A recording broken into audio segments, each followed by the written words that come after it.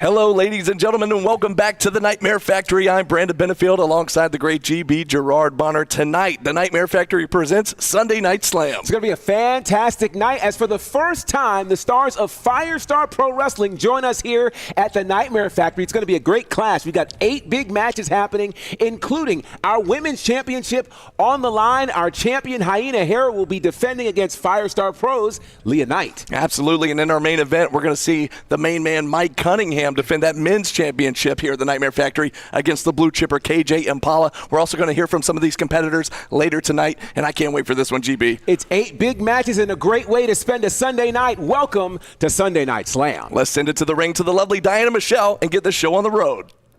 Thank you guys for joining us live on YouTube at the Nightmare Factory Sunday Night Slam. My name is Diana Michelle. I am your ring announcer tonight. If you guys are ready to go, I'm ready to go. Ladies and gentlemen, the following contest is set for one fall.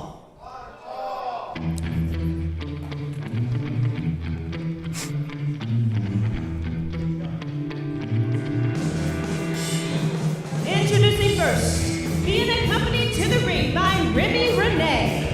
From a place too expensive for you to afford, Luis Cortez. Luis Cortez. He's a former runway model, a former gymnast. Tonight, he kicks things off in our opening contest, and as you heard Diana mention, accompanied to the ring there by not just Remy Renee, but the world's strongest woman, Remy Renee. Well, listen, if you're going to have a bodyguard, somebody that watches your back, they ought to be the world's strongest somebody. And that's certainly the case here for Remy Renee. Shout out to all of you joining us on YouTube. Make sure you're spreading the word about what's happening here at the Nightmare Factory as tonight we present Sunday Night Slam. And his opponent.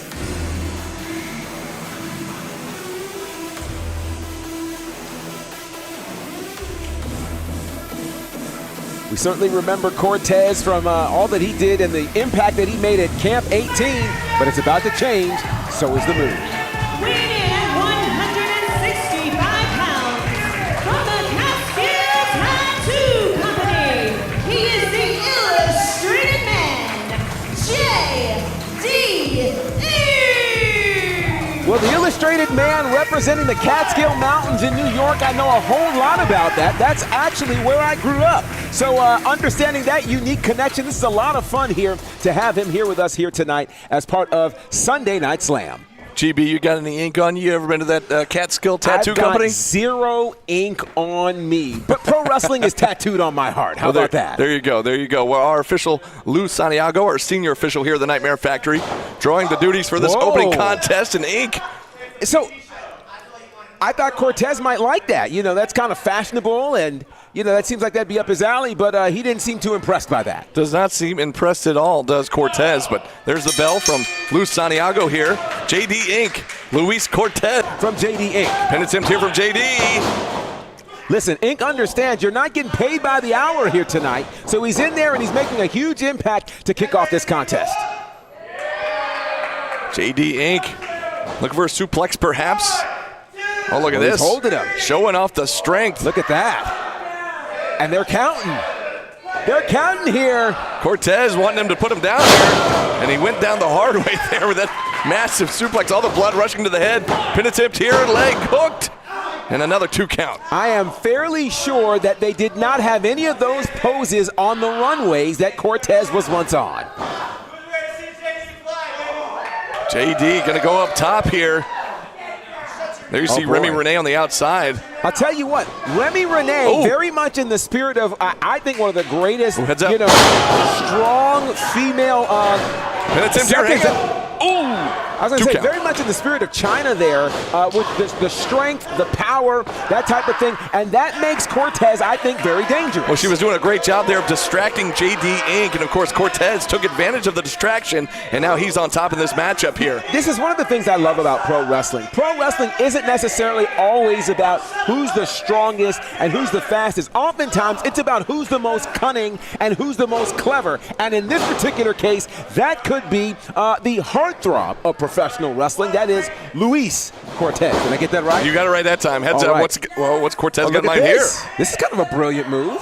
Oh my goodness, the double knees right to the chest and right to the throat there of JD Cortez, making it look easy. So here's the thing about Cortez. He is deceptive. Wait. He's deceptive in that ring, and the problem with him being so deceptive is you get caught up in how he does things that you forget that he can actually wrestle and outsmart you. And that's what he's doing right now to JD. And I don't know if our cameras caught it there, but looked like Remy Renee got a cheap shot in on JD there when Cortez was distracting the official. Now Cortez with almost like a jackhammer-like maneuver there on JD penitent here. A 2 count. Here it is, Cortez with somewhat of a size advantage there over JD. Being able to use that is a game changer for him without question. Let me ask you this. Understanding JD.'s pedigree, how he's been all over the wrestling world, what do you think it means to Cortez if he pulls off a win here tonight to kick off Sunday Night Slam? Oh, it'd be a big win, a big feather in the cap here for Cortez as JD is kind of looked up to amongst all the campers here at the Nightmare Factory. And Cortez, if he got a win over JD man, that would put everybody in the locker room on notice. It certainly will. And, you know, you look at a Luis Cortez, and you got Luis Cortez, and you have to wonder if somewhere down the road he might become a contender for the Nightmare Factory Men's Championship, which, of course, is going to be defended in our main event here tonight. And after the big boot, but another 2 count there as JD fires up the right shoulder. Indeed, that main event is Mike Cunningham, who will be defending the title up against the #1 contender, KJ Impala. And I'm sure that one of these days, Cortez would love to be in that position, and he'd be certainly considered if he gets a win over JD tonight. JD with the elbows able to escape off the shoulders and now firing away with the right hand. Both men trying to fire away as Cortez gets blocked there, and JD connects one more time, sending Cortez down to the canvas. You know, here it is. Both of these men understand what's at stake here in front of a live audience viewing on YouTube all over the world. Knowing the impact of this school, WWE ID and the like, both of these men would love to catch the attention of everybody involved. Running bulldog out of the corner from JD to the heartthrob. And definitely the mood has changed. The pendulum has swung in the advantage there of JD. Inc now perhaps looking for a pump handle slam here, but again, Remy Renee up on the ring apron, causing a distraction here. Wait a second, look out. Oh boy. Friendly fire there from Cortez to Remy Renee. Definitely not what Cortez had in mind. Now Cortez gets caught. Pump handle slam from JD Pin attempt here. No! Whoa. Cortez fired up the shoulder just in time. Impressive kick out from Cortez. I did not expect to see that. Again, the huge heart there of Cortez is a big deal. And now, JD oh wow, with a big running knee there, Busaiku knee, and that does it. It's over. Here's your winner, JD. Huge win there for the tatted one. That, of course, the illustrated one, that being JD a big win there, but he had to pull it out from a strong place, and I think that mishap that took place involving Luis Cortez and his new bodyguard, maybe they got some more chemistry they've got to get together. Yeah, they might have to go back to the drawing board there, GP, and work out a few of the kinks there, but big win in our opening contest here for JD the Illustrated Man. And folks, we've got a lot more to come, so don't go anywhere. It's Sunday Night Slam here at the Nightmare Factory. Ladies and gentlemen, the following contest is set for one fall.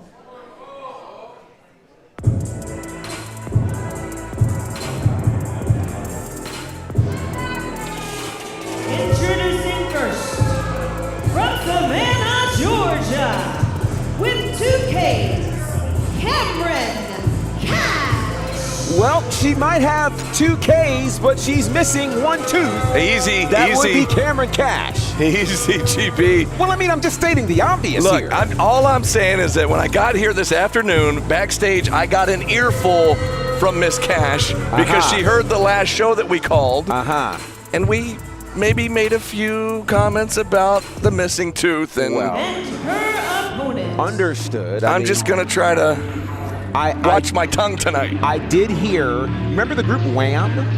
Yeah. Yeah, I heard that the song that they left on the shelf was Toothless Whisper. Not to be confused with Careless Whisper.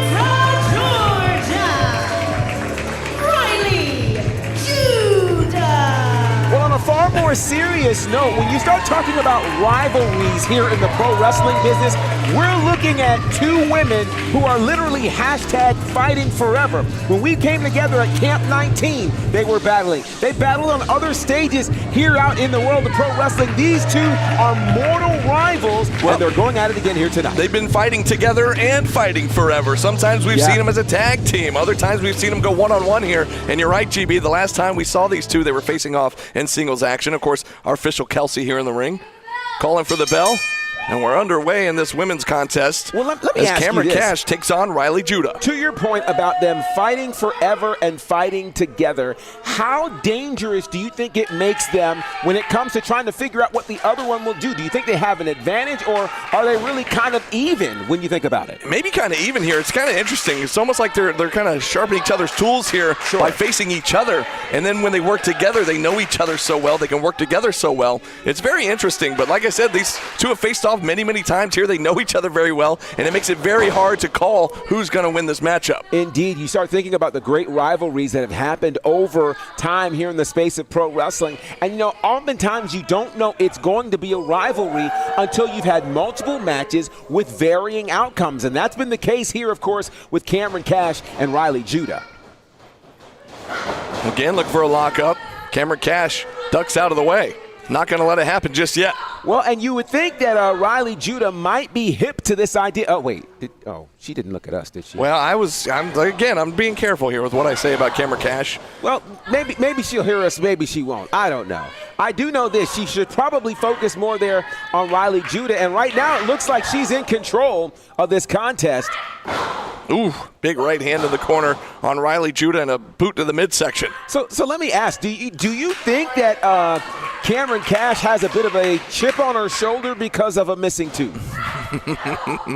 Again, I'm going to stay away from any tooth comments there, but there's another big right hand to Riley Judah. I mean, there's a part of me that thinks, though, that might have added to her aggression at this point. Sometimes when you're missing something or you feel like other people are always looking at a part of you that you don't feel comfortable with, it really kind of makes you a bit more aggressive. And that might be the case here for Cameron, who has 2 Ks. It very well could be, as now Riley Judah turning the tide.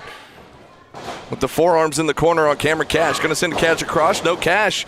She counters, but a big collision there. A shoulder tackle from Riley Judah. Riley Judah now trying to figure some things out and gain some momentum here. Uh-oh. Cash looking for a hip toss. Judah slams on the brakes. Hits a hip toss of her own there on Cash. And now Riley Judah looking to get some momentum there in a short slam. And now you can start to see where that rivalry is really budding, because there's a lot of trash talking happening here. That was a nice power slam there from Judah. Shot to the midsection here.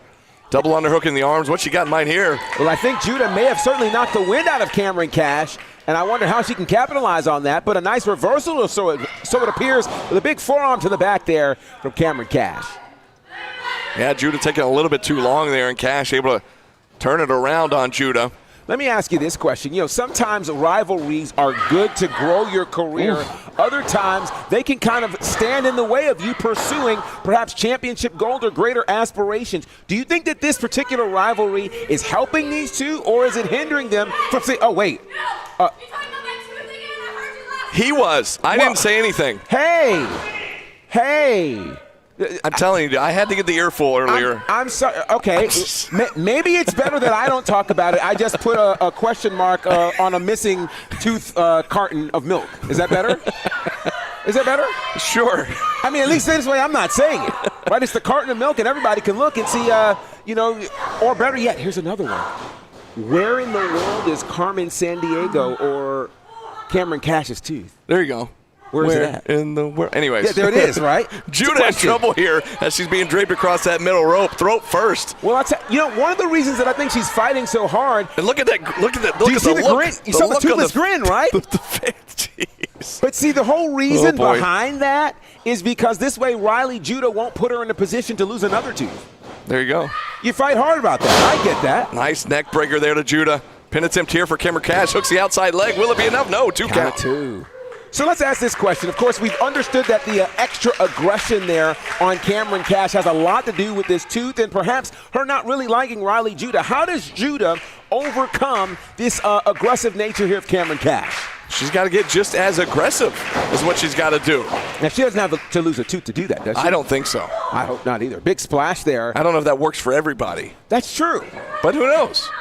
But I understand. I've never had a tooth knocked out. Listen, can't speak to that. That's not a feeling that I want to experience, and I guess I should be careful because. Speaking of which, it looked like that back elbow there from Judah trying to knock out another tooth, perhaps. Well, I think here's the thing. If you're Riley Judah, you really try to take advantage. Oh, wow. I was going to say take advantage of the proverbial Achilles heel there of Cameron Cash, but Cameron Cash seems to be well adjusted here to this missing tooth as she's really been in charge of this contest. Cash with that massive boot right to the sternum on Judah.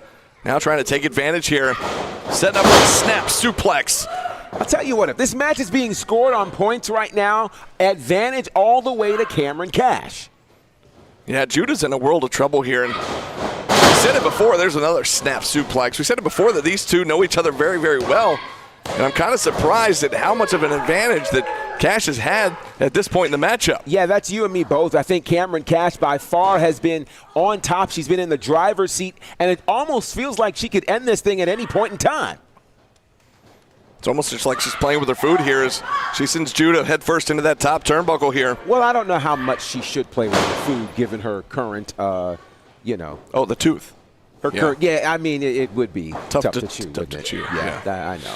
Anyways, back to the in-ring action here. Oh, the running knee right to the face on Judah. Pin attempt here by Cash. It could be over. Whoa, count of two. And another kick out by Judah. By the way, in fairness to her, I'm not sure, because I did get a chance to talk to Cameron before this contest. I heard she's a big fan of Star Wars. Did you hear that? I did not. No, her favorite character is Chewbacca. Wow. That's what I heard. Wow. Just what I heard. I actually did talk to Cash earlier. That's why I'm not saying any more tooth jokes. I'm just saying I talked to her. That's what she told me. Or rather, she talked to me. She yelled at me, basically. That makes sense. And, man, she's just firing away here on Judah in the corner. Maybe she's treating Riley Judah like she feels about us.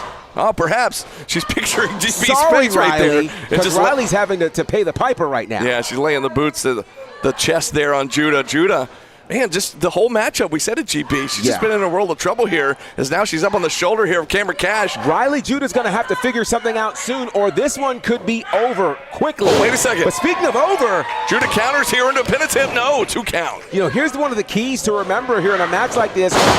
Double clothesline. Both ladies with the same idea. You know, we got to remember, if you're Riley Judah, you don't have to win this match on points. You literally just have to be 3 seconds better and manage to catch Cameron Cash slipping. And we'll see if Riley Judah can do that here tonight. Both competitors down, both slowly trying to make their way back to their feet here. Cash back up, Judah back up. Both women charge in. This time, Judah connects with a lariat and another one. And now I'm wondering, did Cameron Cash kind of punch herself out here? Code breaker there from Riley Judah. As Judah now is making a comeback, a significant one at that. The double underhook here.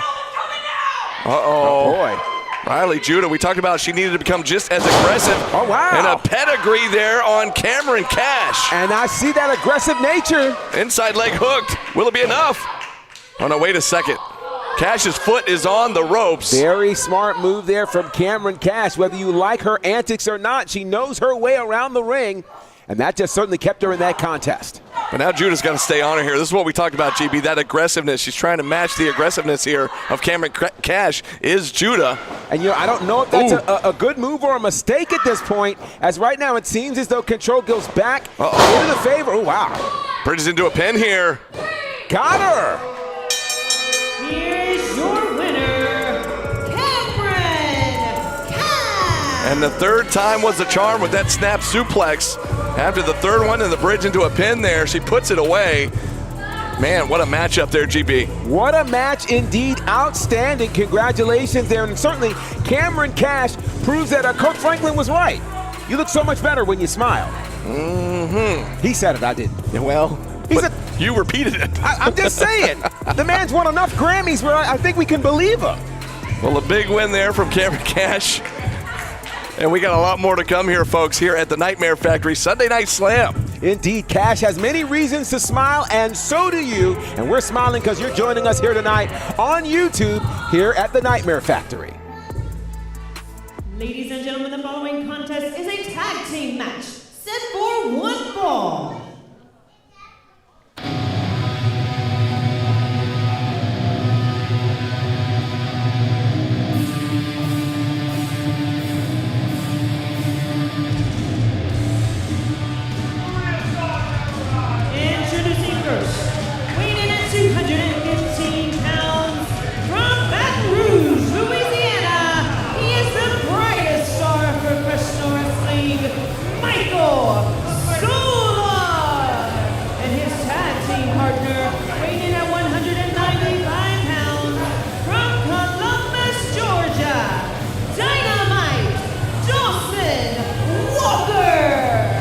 Michael Solar and Dawson Walker set for tag team action here tonight at the Nightmare Factory.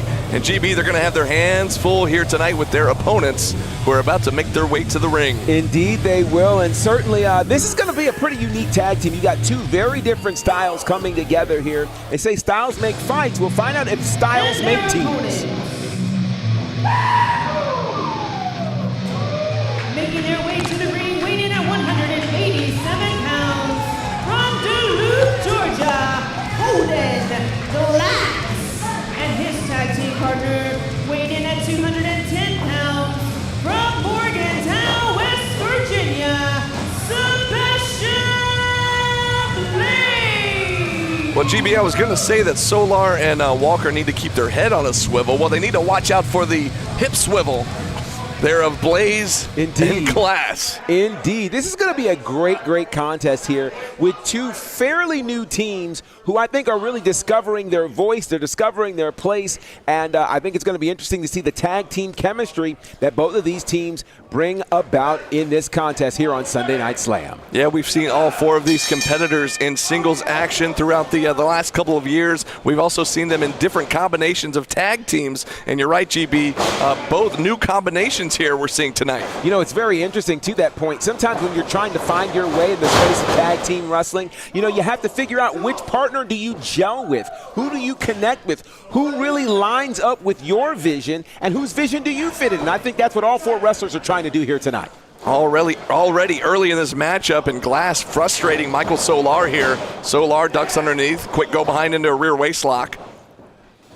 Tell you, it's very interesting to see this team here of Holden Glass and Sebastian Blaze. And look at the speed there of Holden Glass. Oh, look at this head scissors takeover from Glass to Solar. Glass is quicker than Dennis the Menace, and the reality of it is he is no menace. He is Holden. He knows exactly who he is, and he's trying to show that to Michael Solar here tonight. Blind tag there from Sebastian Blaze. I don't think Solar saw it. No, I'm sure he did. Oh, wow. When he saw that right in his face, that thrust kick there from Blaze. Blaze with a lateral press and just a 2 count. He saw it and he felt it. A great tag in from Sebastian Blaze. And again, it's kind of show. Oh, wow.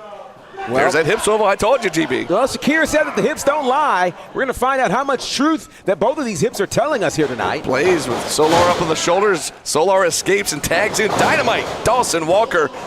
Nah, you got to say it. Dynamite. Well, you can say it that way. Oh, well, you don't. Dynamite Okay. Dawson Walker. I got it. Not Jimmy Walker. That might, well, it's a different Walker. That is a different Walker. Same spirit of Dynamite, though, and we'll see how explosive certainly Dawson Walker is, as right now exploding right now is Sebastian Blaze.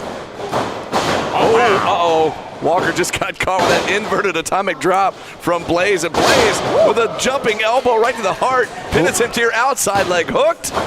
2 count. Sebastian Blaze is looking fantastic here in this contest. He looks chiseled, he looks ready, and now we see again another quick tag. Back in the ring comes Holden Glass.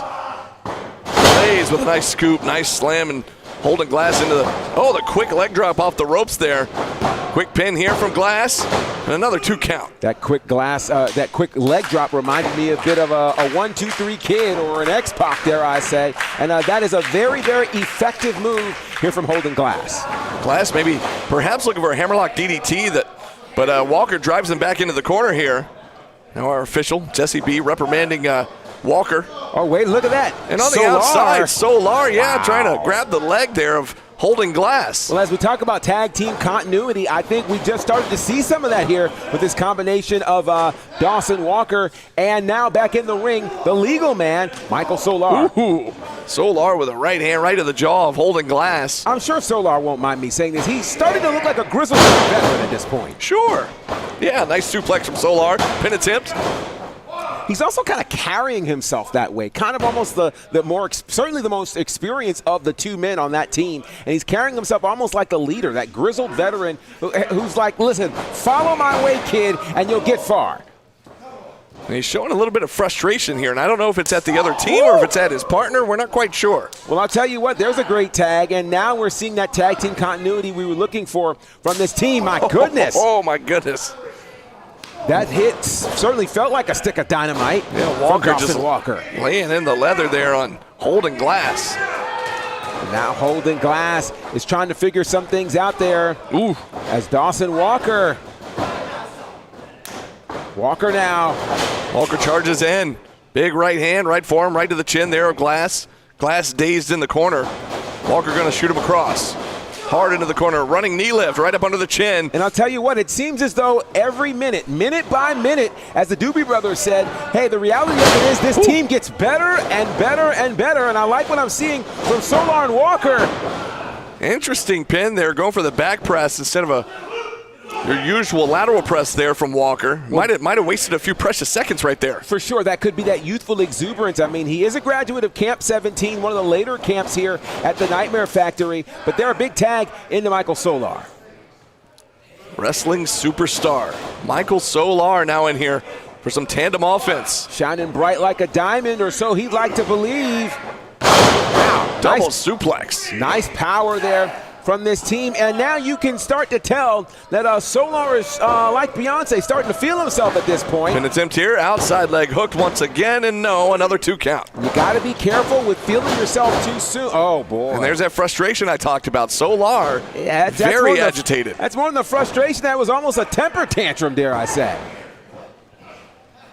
Now Solar, though, doing the right thing when it comes to tag team wrestling. Bring his partner back, a quick tag. Can Glass get over to his tag team partner? And Glass so close, but Walker doing a great job of cutting him off right at the last second, not allowing Glass to make that tag to Blaze. Dynamite Dawson Walker is a former deadlift state holder. He was a power lifter in high school, and he likes to demonstrate that power as often as he can. Holding Glass now with a jumping heel kick right to the face. Finally able to escape. Can he capitalize here and make it to his corner? Blaze desperately needing that tag on the outside here. Indeed, Dynamite Dawson Walker looking to get back to his corner, but certainly needing that fresh tag is holding Glass. Big tag, in comes Solar, and now things are about to get testy. On fire, it's Sebastian Blaze. Blaze just laying out everybody with those lariats. Down goes Solar. You get a lariat, and you get a lariat, and you get a lariat, and now you get another lariat. Back and forth, corner to corner, coast to coast, if you will. Big splash in the corner there on Solar from Blaze. And Blaze is certainly excited. Lots of momentum going his way. And he's moved this tag team match into his direction. And there comes the hip swivel. I tell you what, I don't know the significance of that swivel. I'm not quite sure either, but the ladies here at the Nightmare Factory love it, apparently. Well, I guess that's what's important here. Blaze! My goodness, he Nicely just flattened done. Solar. Pin attempt, and that's going to do it. No! Whoa. Walker at the last possible second, breaking up the pile. Indeed, Dynamite Walker saving that match because this one was almost over. And now Blaze in trouble here, as both Solar and Walker looking for a tag team maneuver. No, Glass makes the save. And now, both teams in the ring. At some point, the referee's going to have to get control of this one. Yeah, 1 in, 1 out here. I've lost track. Who's the legal man here? Yeah, I'm not quite sure. I think it's Solar, but here we go. Oh, great tag team maneuver there to put away Solar. Will it be enough? And that could do it. He got him. Blaze with the pin. And the win. Here are your winners, Holding Glass and Sebastian Blaze. Huge win here for this tag team. Sebastian Blaze holding Glass. Outstanding work, and it seems like that continuity is, it's the contagious nature there of the hivel swips, or swivel hips. The what now? Hip swivels. I'll get it one of these days. Jesse B, the referee, can down with the swivel. So the hip swivel as well. I did it again. Absolutely fantastic. Well, listen, as we see this tag team action happening, remember, later tonight, one of our 2 big matches, our title matches, we'll see the Women's Championship on the line as our champion, Hyena Hera, will defend against the #1 contender. And guess what? I had a chance to talk to that #1 contender. She's representing Firestar Pro. Let's go to my chat earlier tonight with Leah Knight. At Nightmare Factory Live, my name is Gerard Bonner, and ahead of tonight's Women's Championship match, I have the challenger all the way from North Carolina. It's Leah Knight. Welcome to the Nightmare Factory. Thank you. It's about time I made my debut here. And not only am I debuting, but I'm taking that Women's Championship back to North Carolina in Firestar with me, Leah Knight. Well, it's going to be a big title match tonight. Your thoughts battling the champion, Hyena Hera? Hyena is great. She has been doing so good here. And you know, she's been killing it in Georgia. But I'm the ultra violent, and I'm from North Carolina, so I'm going to teach her a thing or two here tonight. Well, we'll see what lessons will be taught ahead of this big title match. It's Hyena Hera versus Leah Knight for the Nightmare Factory Women's Championship. Let's head back to ringside. Well, that women's championship matchup is coming up later tonight, and man, Leah Knight there with some strong words for the champ, Hyena Hera. Very, very strong words. And again, you got to think about it. Tonight is the night where Firestar Pro really makes their debut here at the Nightmare Factory. What an incredible moment it would be if Leah Knight could take the Nightmare Factory Women's Championship back to North Carolina. That could happen here tonight. That's coming up later on here at Sunday Night Slam. Let's get to the next matchup. Ladies and gentlemen, the following contest is set for one fall.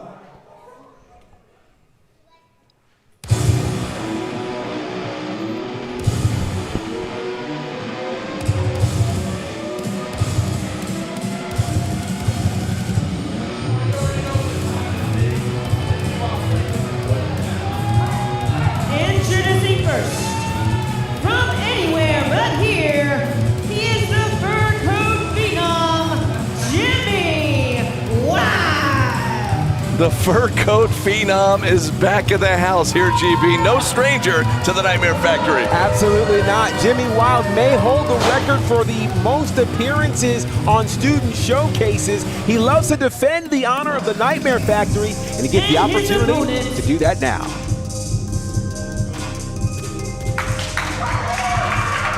Weighing at 200 pounds, from Chocolate City, Soulfly Manny Low. Well, he's representing Firestar Pro. I told you guys a little bit earlier that Firestar Pro is here. This is one of the first of these matches that we're getting to see. Firestar Pro versus the Nightmare Factory. And I think there's a lot on the shoulders right now of Soulfly Manny Low. Yeah, this is a statement matchup for sure, GB. A big opportunity for Manny to come in here and really prove himself here, coming from Firestar Pro. But also on that same token, you got Jimmy Wild over there, who really doesn't want to let down the Nightmare Factory here in this matchup. You know, you certainly don't want to lose a matchup like this in your house. And that's what we have here. You know, we think about all of these great wrestling schools that are out here. The wrestling business is in one of the most unique spaces it's been in.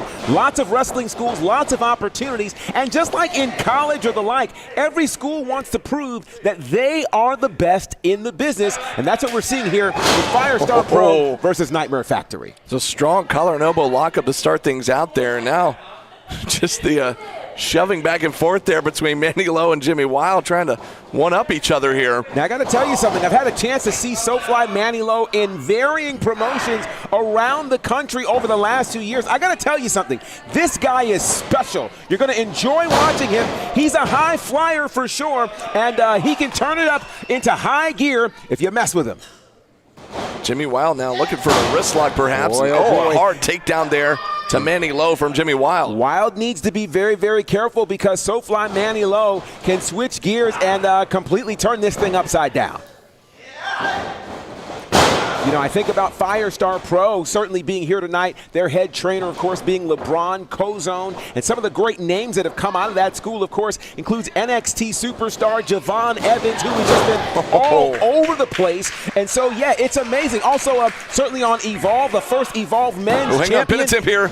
Jackson Drake. So there's some major names that have come out of that camp, which makes all the sense in the world why they're here tonight here with the Nightmare Factory. And Manny Low just showing out that quickness into that side headlock down on the ground. And Jimmy Wild finally back up and straight back down he goes with that shoulder tackle from Manny Low.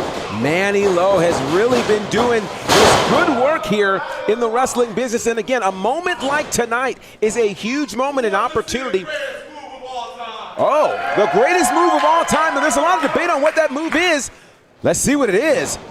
Perhaps looking for a figure four here, but Jimmy Wild saw it coming. Well, the figure four would make sense. Of course, it was made famous by one of the greatest of all time out of North Carolina. That being the Nature Boy. And a springboard drop kick there from Soulfly. Manny Low takes down Jimmy Wild. You see why he calls himself Soulfly. He embodies that name absolutely. Big time uppercut there from Manny Lowe, and man, oh man, just laying it in with that knife edge chop on Jimmy Wild. I'll tell you what, I've had an amazing opportunity to watch some of the things that Manny Lowe did. In fact, just last weekend, I got to see him actually battle for the X Division Championship. Again, these are the kinds of things that these kinds of young men are doing, young men and women coming out of Firestar. So again, they are well pedigreed, much like what we see here at the Nightmare Factory. My goodness, Manny Lowe just working on that lower body now of Jimmy Wild after those chops. And this is textbook wrestling. This is what you do. You focus on a body part, you tear that body part apart, and then you wear your opponent down. That's basically wrestling 101. Great work there from Manny Lowe, but he's being challenged right now by the ground and pound performance here from Jimmy Wild, who has never met a fur coat he doesn't like. The fur coat phenom, Jimmy Wild, now taking out the leg there of Manny Lowe, and the back of Lowe's head just, oh man, it just slammed into that top turnbuckle, GB. Manny Lowe is in some big trouble right now, but again, looking to do some incredible things. What a huge chop there from Jimmy Wild. Jimmy Wild trying to return the favor from earlier with a stiff chop of his own. And so we know here tonight, of course, we talked about the Women's Championship match that's to come, which will see a battle between Leah Knight representing Firestar Pro and, of course, the Nightmare Factory. How much of a weight do you think is on the shoulder for SoFly Manny Lowe to defend Firestar Pro? Well, we talked about it going into the matchup here. Both of these guys want to, defend the honor of their schools here, going one-on-one. So I'm sure he's feeling the pressure. Pin his hip, just a 2 count. Because you got to think, if he pulls off a win, it really sets great momentum for those coming in from Firestar Pro here tonight. Jimmy Wild now looking for a back suplex, perhaps. No, he gets countered into a side headlock takeover. Pin and tipped here by Lowe. And a kick out by Jimmy Wild. Let me tell you what I loved about that move there from Manny Lowe. It was a classic wrestling move, a classic counter, which is something we don't see very often in this age of high acrobatics. Well, Jimmy Wild went back to the well, and that time it worked with that backbreaker as he connected there to the lower spine of Manny Lowe. Now, shout out to Jimmy Wild, who, as you can see, is not at all fazed by the pedigree or travels of SoFly Manny Lowe. Instead, what Wild is doing is he's sticking to what brought him to the dance, which has been ground and pound. It has been boots and lumps. It has been fists and feet, and that's what he's been doing here in this contest. Jimmy Wild slingshotting himself in with that senton over the top rope. Getting a little too arrogant here. He needs to stay on his opponent. Well, Wild has always been a bit of the arrogant one, dare I say. Sometimes it works for him, sometimes it doesn't. I don't know that he wants to take that chance here tonight. Here we go, the crowd with the Jimmy Mild chant. Oh, boy. They know how to get under the skin here of the Wild Man. Indeed they do. The question is, will he allow it to get to them? Wow. Well, there's a couple of right jabs and a chop for good measure there from Jimmy Wild. Into the ropes he goes. Oh! And that running kick right to the teeth on Manny Lowe. Very impressive here from Jimmy Wild, who one might think would have the quote-unquote home field advantage, even though the crowd seems to be behind SoFly Manny Lowe. Big shot there from Wild. Pin attempt here. 2 count. Manny Lowe, again, now having to really weather the storm and figure out, does he understand, the heart that comes from Firestar? And I got to tell you, with everybody that I've seen trained from Firestar Pro, one of the great things they have in common, besides being great tacticians, is they have incredible heart. And we're seeing that demonstrated tonight here with Manny Lowe.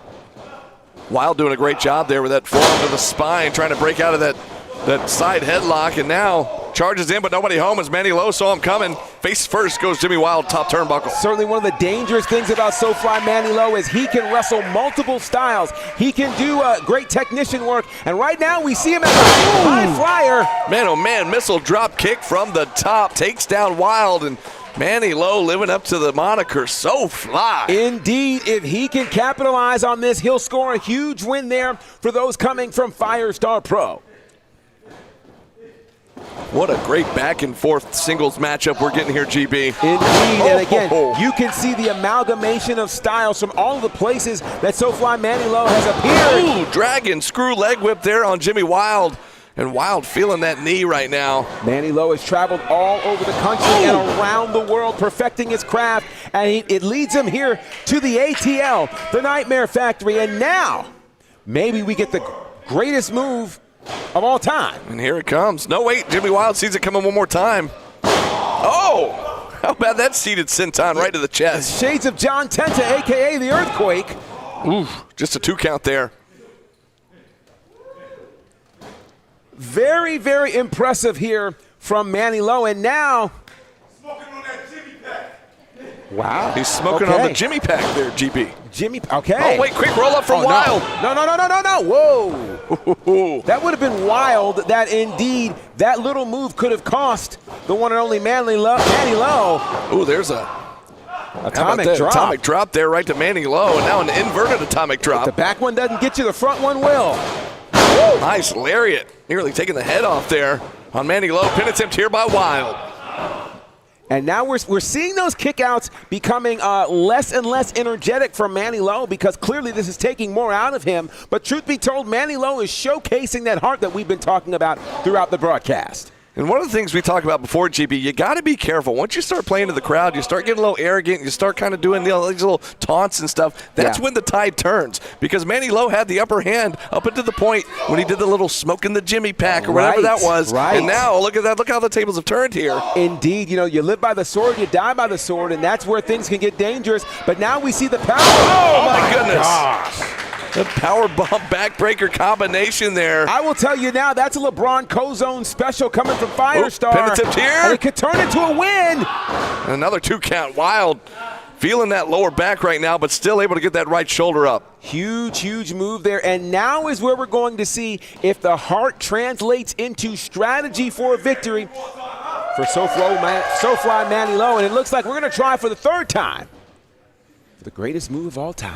And again, Jimmy Wild had it scouted. Perhaps it might be a good idea for Manny Lowe not to announce that he's going to do the greatest move of all time. You know, you would think.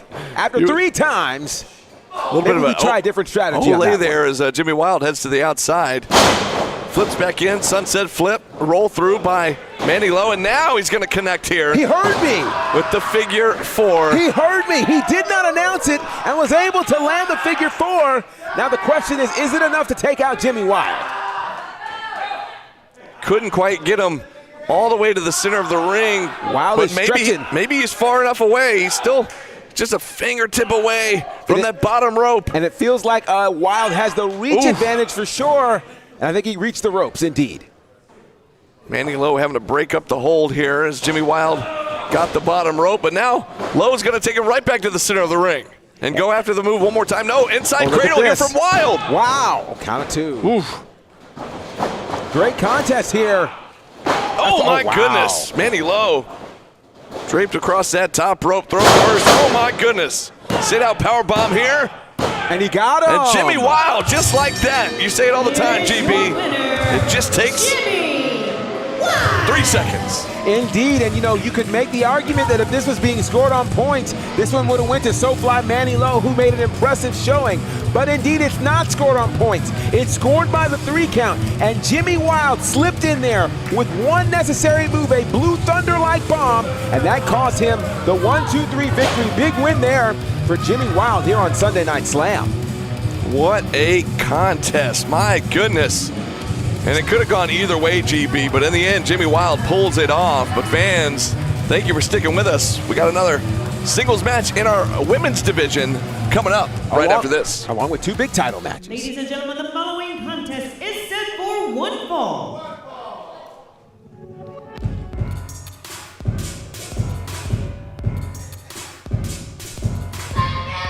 Oh, boy. Introducing first, from Albuquerque, New Mexico, Angelica. Well, she calls herself the Spicy Quesadilla for a reason, because wherever she goes, she turns the heat up.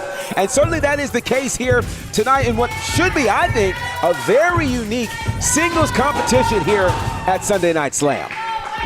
Angelica Risk, very well known here at the Nightmare Factory. And she's a graduate, of course, of Camp 2.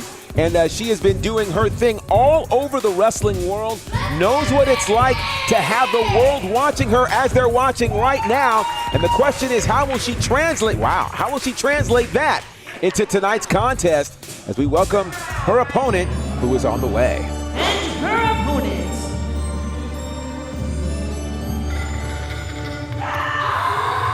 Oh, boy. Accompanied to the ring by Leah Knight from Greensboro, North Carolina, the Crash Out, Amanda Kiss. Now, GB, Oh, boy. she's the Crash Out.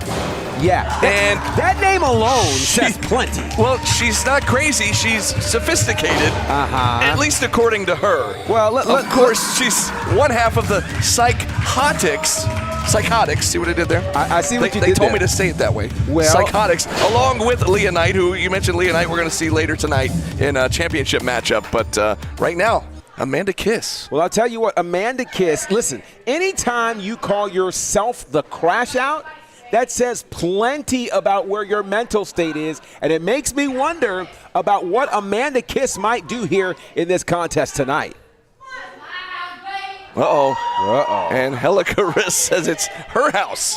We're about to find out here, GB, as we have another matchup here, Nightmare Factory versus Firestar Pro. Indeed, Amanda Kiss also representing, as you mentioned, Firestar Pro. She's done so much here, and I'll tell you, I'm excited for her to see, again, what she's going to do. Listen, I'm still stuck on the fact that she refers to herself as the Crash Out. You call yourself the Crash Out, you intend to flip the switch at any given point in time, and quite frankly, anything can trigger you. No, I want to hang out a second here. The Crash Out looking for a handshake from the spicy quesadilla. Yeah, well, Who saw that coming? I didn't see it coming, which is what makes her dangerous, right? She's highly unpredictable. And so the question is, the unpredictable nature of Amanda Kiss, how does an Angelica prepare for that? It's a great question here as you see Amanda Kiss with a slight height advantage there, working on the arm now, the wrist control.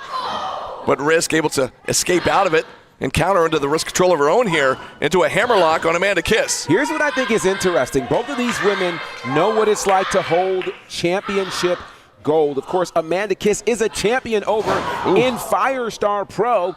She knows what it's like to be the Jewels of Wrestling champion. The flip side is Angelica Risk is the first ever Nightmare Factory Women's champion. Of course, that title will be defended later tonight against Amanda Kiss's longtime tag team partner, Leah Knight. And, boy. Risk there using what her mama gave her, Well, okay. so to speak. But wait, it doesn't look like Kiss was phased by that. Not faced so much. Now look for a test of strength here. And Risk put a little extra on there as both ladies go over the test of strength, but Amanda Kiss with a knee to the midsection. Here's the thing again. Do you ever trust the ideas of someone who calls themselves the Crash Out? Well, here's the thing, though. She says she's not crazy. She's sophisticated. Well, who would ever describe themselves I as don't crazy? know what to believe, GB. I believe what I see, and everything she's showing me is saying that at any point in time, she can completely crash out, which could make life difficult for Angelica Risk, my God. Good night. But look at this. Risk kind of took the chop. Oh, boy. Good God. Those Firestar chops are special. They are. They're special, they're spicy, and it makes perfect sense being in the hands of a Crash Out. Oh, nobody home that time. Risk had enough. There's a body shot from Risk and a double chop right to the chest of Amanda Kiss. Okay, let me be the one to say it. It took a double chop from Risk to sound and feel like a single chop from Kiss. Wait a second. Risk with a chop right to the spine on Amanda Kiss. So Angelica Risk has certainly got her work cut out for her. Amanda Kiss has got the size of it. Oh, boy. Rapid fire chops up against the ropes there. But look at the face of Amanda Kiss. Almost like kind of a sadistic grin. Kiss is like Mikey. She likes it. She really, really likes it. Now, we've seen this before, GB. Oh, boy. A little insult to injury from Angelica Risk to her opponent. What's so interesting about this is, we've talked about the Crash Out, but let's not forget that Angelica Risk can get as spicy as they come. So this is going to make for a powder keg of a match here. How about that head scissors takeover there from Risk? Now drives into the corner. Up and over she goes out to the outside. Gets blocked there by Amanda Kiss, and Amanda Kiss on that top rope just stuns Risk there. And now draping her across that middle rope. What you got in mind here, GP? Oh, boy, this could be dangerous. Could it be, dare I say, vintage? My goodness, that DDT off the middle rope. And I'll tell you something. If you get a chance to look into the eyes of the Crash Out. Hang on, pin attempt here. 2 count. Look at those eyes. Those eyes and that smile says something very, very dangerous that she is aptly named as the crash out. And I'm sorry I'm spending so much time on it, but it's a thing. It's really, really a thing. Risk now trying to make her way up to her feet here, but she's going to get draped across that the middle rope throat first here. Wow. And look at the pressure there that Kiss is putting on the throat of Angelica Risk. And again, shout out to all of you joining us on YouTube. Continue that conversation. Use that hashtag Sunday Night Slam to talk about this amazing women's match that you're seeing right now and what you think about the crash out, Amanda Kiss. And now Angelica Risk trying to turn the tables a little bit. And another chop right to the spine. But look at, do you see the way that Amanda is responding to this? Again, it's almost like she's absorbing these blows here from Angelica Risk. And now just getting smashed in the corner there is Risk. A big clothesline from Amanda Kiss right in the corner. And Kiss is using her size to her advantage. She's got the size, power, and reach advantage. What a back suplex from Amanda Kiss. Literally folded up. Pin attempt here, will it be enough? No, 2 count. She folded Angelica Risk like her name was Kalani. The reality of it is this is a difficult time right now for Risk, who is at the mercy right now of Amanda Kiss. Uh-oh. The trash talk ensues here, and Angelica Risk not having any of it. Uh-oh. She just absorbed that chop. You talked about absorbing chops earlier, GB. Oh, boy. Oh, wow. Now, that's a slick place to place a chop there in the breadbasket. The body shot there from Risk. Oh, boy. She returns the favor, does Amanda Kiss. Wait a second. Oh, my goodness. Okay. They're hitting their stomachs like they're Ugandan giants. What are we doing here? Well, you come to Atlanta, you get a chop fest. Well, that's literally what could happen here. Chop to the stomach. Who would have ever imagined it? But again, everything that Risk is trying, it gets countered here by Amanda Kiss. And I'm really impressed by what we're seeing here. Kiss, of course, with the height advantage, the reach advantage there, delivers that nice suplex to Angelica Risk. Risk back up, going to get shot across here. Into the rope she goes, ducks a clothesline, does Risk. Oh, and a handful of hair, and she takes Kiss down face first right into the canvas. Let me ask you a question. Amanda Kiss debuted back in 2023. We know Angelica Risk has the experience advantage over her. Do you think that Risk is nervous about what it would mean to lose this contest to Amanda Kiss? You know, we talked about this in an earlier contest when we had the Nightmare Factory guys taking on the Firestar Pro guys here, yes, guys and gals. And so, yeah, I think in all of these matchups, there's a little bit of nerves on both sides here. Neither opponent wants to let their school down, so to speak. Absolutely, and considering where all of these schools, both the Nightmare Factory and Firestar Pro, have sent their students over the years, yeah, this is a high-power, high-profile match between two graduates of amazing schools. Oh, look at this head scissors takeover again from Angelica Risk, who is fired up, and the crowd's fired up behind her here. She's calling for it. She's going to dial it up straight out of Albuquerque, New Mexico. 5-0-5, and it connected right to the face of Amanda Kiss. Mr. Telephone Man, there's something wrong with my line because it's all calls from the 505. Huge crossbody off the top rope. Pin attempt here.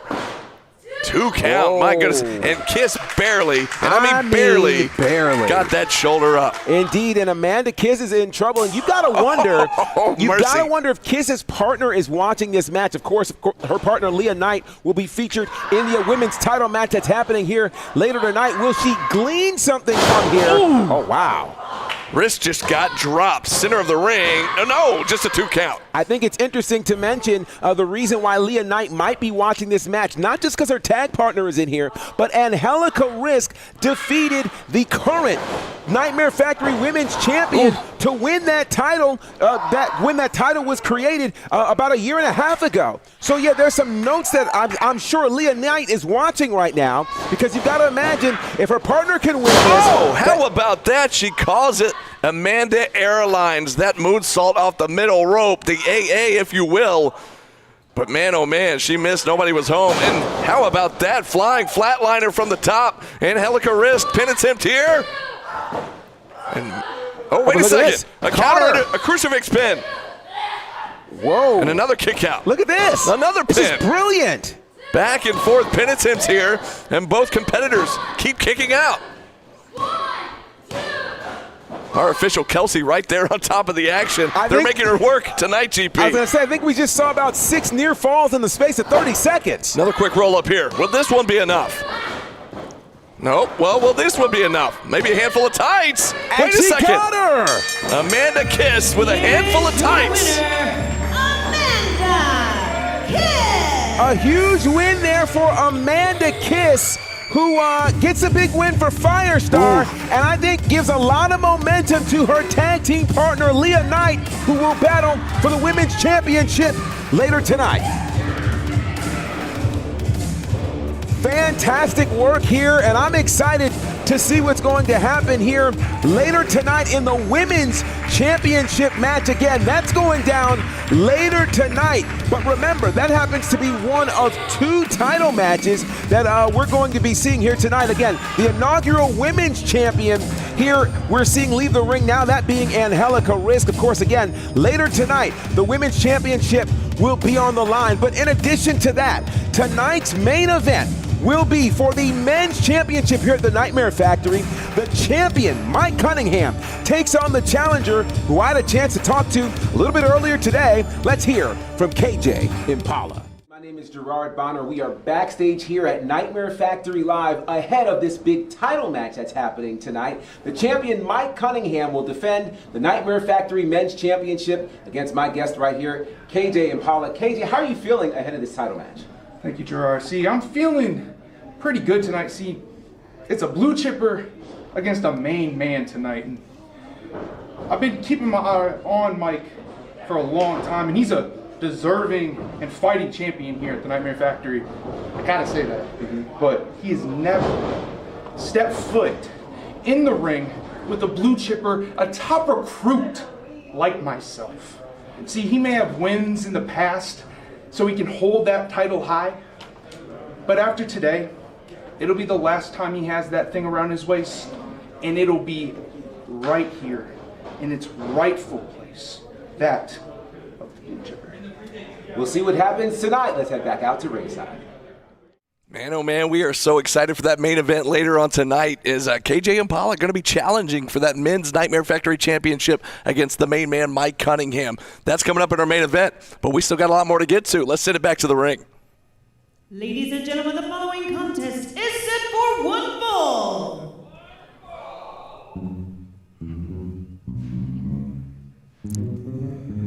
Get ready. I'm really excited for this one. Just trust me, this is going to be great. It's going to be great.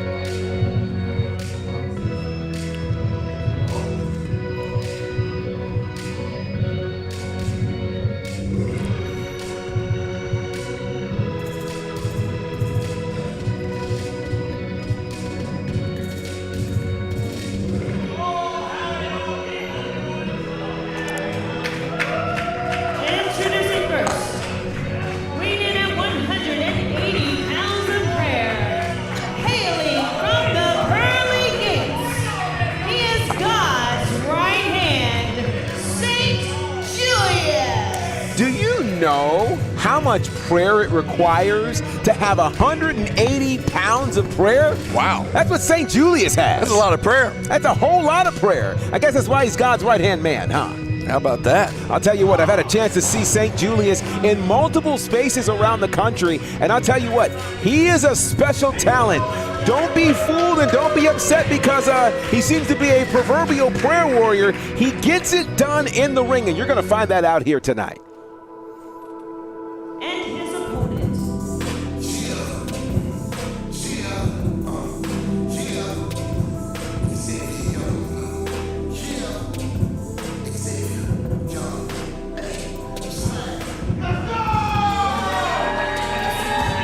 Weighing in at 201 pounds, from Atlanta, Georgia, the extraordinary one, Xavier Young. Well, the battle between Firestar Pro and the Nightmare Factory continues here in this singles matchup. St. Julius taking on the Nightmare Factory's own Xavier Young, the extraordinary one, the mainstay, if you will. I think this is going to be a fun one to watch. Two exciting styles, two exciting young competitors. Again, highlighting Firestar versus Nightmare Factory. And at this point, if you're keeping score, it's kind of 1-1 right now.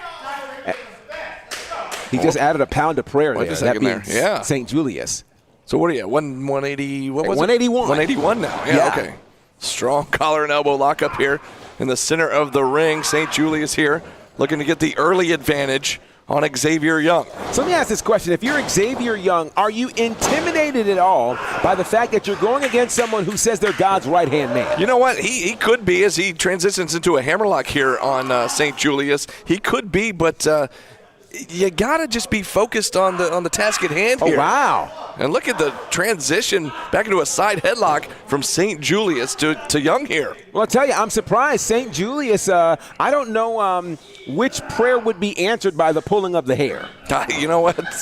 That's a good question here. Is now Young trying to counter back out of it into a side headlock of his own here. And I'll tell you what, this is pretty exciting to see. Again, this technical wrestling to kick off this contest here. Xavier Young back in the corner. Well, and a clean break. Yeah, the 5 count there from the ref.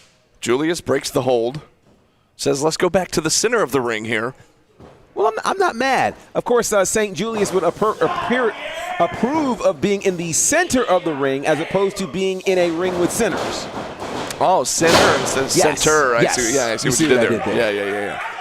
Great athleticism here from St. Julius. And that's the thing about St. Julius. Again, you might be thrown off by the 181 pounds of prayer, but he's an incredible athlete. He kipped right back up into that back elbow, though, on Young, and now he sends Young into the corner. Xavier Young there is an incredible athlete in his own right. What a kick there from Young. Almost a little confusion there as Julius was not sure where Young was, and then now a meteor off the ropes here from Young. Pin attempt. This could be over quickly here. Just a 2 count. Xavier Young out of Atlanta, who's been wrestling for quite some time, dating back to 2018. And so that puts him in the business for about 7 years. He spent some time at the Buddy Wayne Academy. And you can already tell, again, that he's been around for quite some time. He moves a bit different. He moves like someone with some great experience who's very fluid in the ring. Speaking of being fluid in the ring, there's St. Julius with that drop kick right to the teeth of Xavier Young there. Now St. Julius off the ropes with that flipping senton. I think that takes him to 182 pounds. There you go. Pin attempt here, 2 count. I mean, he did like a prayer symbol in the middle of that move, which is very hard to do. That's a quick prayer. Yeah, a quick one. So maybe 181 and a half. That's fair. Now just trying to choke out Xavier Young here, trying to slow down the pace of this matchup. Well, I'm going to guess that St. Julius believes in this whole idea that the violent taketh by force. And so he's basically trying to, that's why he's pulling the hair, that's why he's almost choking and things. He's just a bit more aggressive. Okay. Well, this great crowd here tonight at the Nightmare Factory trying to get behind Xavier Young in this matchup. As now, wait a second, what's Julius having in mind there? He went to charge in, but he got caught into a head scissors here. Very creative move there from Xavier Young. And again, you see that high-flying nature that Young has. Whoa, goes for a big splash. He might have overshot with that splash, gets sent to the outside, but back into almost a lung blower there with those double knees right to the chest. And now Julius back up, gonna get sent for the ride into an X-Plex there. How about this? For Xavier Young, no, just a 2 count. I'll tell you what, that was an incredible series of maneuvers that he strung together. Xavier Young showing indeed why he's representing the Nightmare Factory well in this Nightmare Factory versus Firestar Pro matchup. Both men now back to their feet. Xavier Young looks to take advantage here in this matchup. But wait a second, St. Julius lands on his feet. Into the ropes they go. Young hangs on and a quick kip up and a double chop right to the back from St. Julius to Young. You know, there's a part of me that's wondering what St. Julius's sermon was today. I mean, after all, it is Sunday Night Slam. Hang on now, pin attempt, outside leg hooked. Another 2 count. Wondering if he was able to find some time to get away from evening service, or is indeed tonight is evening service. A little trash talk to the crowd here. Maybe doing a little preaching. Yeah, perhaps. Stomp right to the spine, another stomp right to the... Oh, he's clapping and stomping. GP, are you with me? Oh, yeah. He's going to keep it going here. He's stomping Young. He ain't going nowhere. And now St. Julius. Uh-oh. Oh, wow. He threw your mama joke in there. The crowd giving it to St. Julius, and St. Julius giving it right back to the crowd. That's it's a different kind of Saint. Big suplex there, but he's not done yet. Oh, no. He maintains control. Tributing another Saint, Saint Guerrero. There's two. Here comes a third one, and I get it. Woo, wow. He thought about it for a second. And then delayed suplex on the third one for a good measure. They say delayed doesn't mean denied, and he got all of that. But a 2 count. And Young denied him the 3 count, that's for sure. Young struggling here. Desperately needs to get a bit of a reprieve, trying to get back to his feet here. And Julius is going to bring him up the hard way. Just help him up here. Wait, what's he got in mind here? Into the ropes he goes. Wow. Goes for maybe a spear, but he gets leapfrogged there by Young. Young up on the shoulders. Oh, nice Hurricane Rana. And that could be enough. Puts the leg, deep stack here. Just a 2 count, my goodness. To your point again, if this match were scored on points right now, it seems like Julius would be in control. But now we're seeing why Xavier Young calls himself extraordinary. The extraordinary one. Firing back here. Ooh, high knee lift right up under the chin on St. Julius. Xavier Young knowing a lot look about at him. this. Look at the strength there with that sit-out powerbomb. Huge strength there. Oh, but just a 2 count. I mean, literally grabbed him from the ground, and that takes a ton of strength to be able to do. Great work there from Xavier Young, whose endurance and strength, of course, have been informed by his time in high school, where he's part of both the wrestling and track team. Now Young going to bring Julius back to his feet. Both men so exhausted at this point, trying to fire back. Julius looks worn out at this particular point. There's a shot there from Young. Young with a little trash talk and a shot right to the back. And now Xavier Young is showing that maybe he's got a few pounds of prayer on him. Julius going to get shot across here. No, he counters. Sends Young across into the corner. Creative move Backhand there. spring with the back elbow right up under the chin. From St. Julius. St. Julius. Snap here out of the corner on Young. And now Julius headed to the ropes. Ooh, diving clothesline, back press. Will it be enough? No, 2 count. St. Julius might need to add on another pound of prayer, or maybe he needs to burn a few pounds of prayer. That might help him at this moment. Talk about the fluidity of both of these guys in the ring. They're just so smooth. Indeed, they're smooth with it. They lean with it. They rock with it. The question is, can they win with it? And we're about to find that out here. Xavier Young now. Hang on. Oh, look at that move.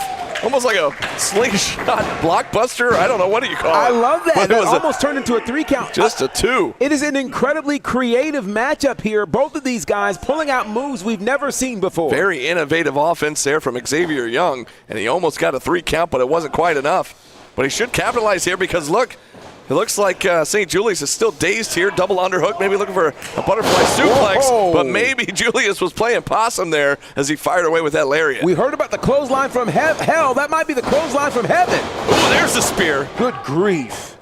Pin attempt here on Xavier Young. And that's it. That was a 3 count. My goodness. St. Julius. Big win there for St. Julius, who puts Firestar up 2-1 as Firestar goes head-to-head with, of course, Nightmare Factory. But I think that those extra pounds of prayer that he added during the match may have led to the win here for St. Julius. Big time win for St. Julius here at the Nightmare Factory Sunday Night Slam. Well, fans, we talked about it all night long. We've got 2 big championship matches on the way. And up next, the Nightmare Factory Women's Championship will be on the line.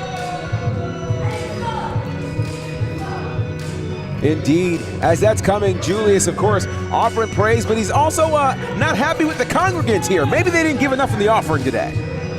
Well, we will see, but earlier tonight, GB, I had a chance to talk to the women's champion, Hyena Hera, about her championship match. Let's hear what she had to say. At the Nightmare Factory with the Nightmare Factory Women's Champion, the Feral Hyena Hera. And Hyena, you've been all over the road the last several days defending that title belt. How you feeling coming into tonight? That's right. I have been all over the place. Miles and miles, opponents and opponents, and I've beaten every single one of them. Speaking of defending that championship belt, you have a huge title defense coming up later tonight against the debuting Leah Knight. Any thoughts going into that matchup? I'm exhausted. I'm absolutely exhausted. But I've got more in the tank for Leah. I'm not scared of her and her ultra violence. I just hope and I pray that you can back it up, Leah, because tonight you're gonna step in the ring with the ultra feral Hyena Hera. Fans, that's right. The feral Hyena Hera defends her Nightmare Factory Women's Championship against the ultra-violent Leah Knight. Let's head back to ringside. Champion and the challenger are certainly fired up. It's time for the Women's Championship match. Let's head to the ring for our introductions.